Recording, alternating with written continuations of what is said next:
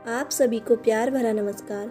स्वागत करती हूँ आप सभी का अपने YouTube चैनल भक्तिसार फ्रॉम देवभूमि में। दोस्तों, आज की खास वीडियो में मैं आपको बताऊंगी कि महाभारत युग में कौन किसका अवतार था। पौराणिक कथाओं के विषय में जब भी जिक्र उठता है, सबसे पहले हमारे जहन में महाभारत और रामायण जैसे महान ग्रंथों का ख्याल आता है। ये दो ग्रंथ ऐसे हैं जिसे लोग सदियों से अध्ययन करते हुए और पढ़ते हुए आ रहे हैं। महाभारत के आदि पर्व में इसका विस्तृत वर्णन किया गया है। आओ जानते हैं महाभारत में कौन किसका अवतार था।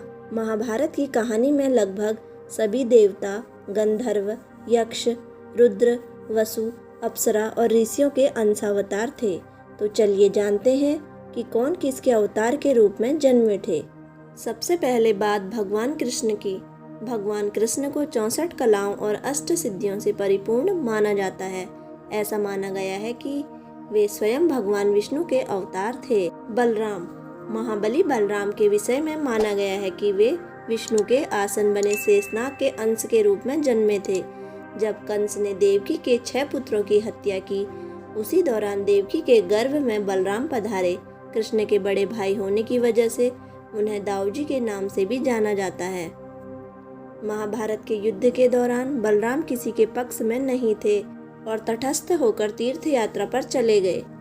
भीष्म, श्री कृष्ण के बाद अगर महाभारत का कोई सबसे प्रमुख और चर्चित पात्र रहा है तो वह है भीष्म। द्यू नामक वसु ने ही भीष्म के रूप में जन्म लिया था। वशिष्ठ ऋषि के श्राप और इंद्र की आज्ञा से 8 वसुओं को शांतनु गंगा से उत्पन्न होना पड़ा था। 7 को तो गंगा ने नदी में बहा दिया, जबकि 8वें वसु द्यू जिंदा रह गए थे। वही भीष्म पितामह थे, जिनका पारंपरिक नाम देवव्रत था। महाभारत युद्ध में अगला जो नाम है वह है द्रोणाचार्य। कौरवों और पांडवों के गुरु रहे द्रोणाचार्य अत्यंत शक्तिशाली और पराक्रमी योद्धा थे। माना जाता है देवताओं के गुरु बृहस्पति देव ने ही द्रोणाचार्य के रूप में जन्म लिया था। अश्वत्थामा महाभारत का एक महान योद्धा था।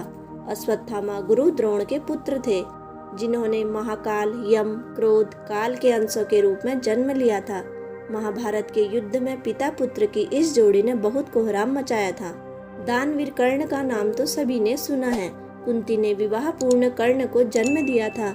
उन्हें सूर्य पुत्र कर्ण भी कहा जाता है, क्योंकि कर्ण का जन्म सूर्य देव के आशीर्वाद से हुआ था। माना जाता है कि अपने पूर्व जन्म में कर्ण एक असुर थे, जिस कारण एक राजवंशी होने के बाद भी उन्हें सिंहासन का सुख प्राप्त नहीं हुआ। दोस्तों, महाभारत के अगले पात्र दुर्योधन से तो आप भली भांति परिचित हैं। धृतराष्ट्र और गांधारी के 100 पुत्रों में सबसे बड़े पुत्र दुर्योधन का वास्तविक नाम सुयोधन था, लेकिन अपने कृत्य की वजह से उन्हें दुर्योधन नाम से पहचान बनाई। माना जाता है दुर्योधन और उसके भाई पुलस्त्य वंश के राक्षसों के अंश थे। महाभारत का महान योद्धा अर्जुन को पांडुपुत्र माना जाता है, लेकिन असल में वे इंद्र और कुंती के पुत्र थे।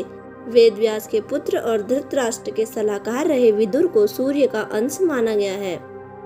द्रौपदी महाभारत की सबसे जरूरी और शायद सबसे शक्तिशाली स्त्री पात्र रही। द्रौपदी का जन्म इंद्राणी के अवतार के रूप में हुआ था। रुक्मणी राजा भीष्मक की पुत्री और भगवान कृष्ण की पत्नी रुक्मणी को माता लक्ष्मी का ही अवतार माना जाता है। दोस्तों, आपको हमारी वीडियो कैसी लगे, प्लीज़ नीचे कमेंट बॉक्स में अपनी राय जरूर दें और इसी तरह की वीडियो देखने के लिए हमारे चैनल को लाइक, शेयर और सब्सक्राइब जरूर करें। धन्यवाद।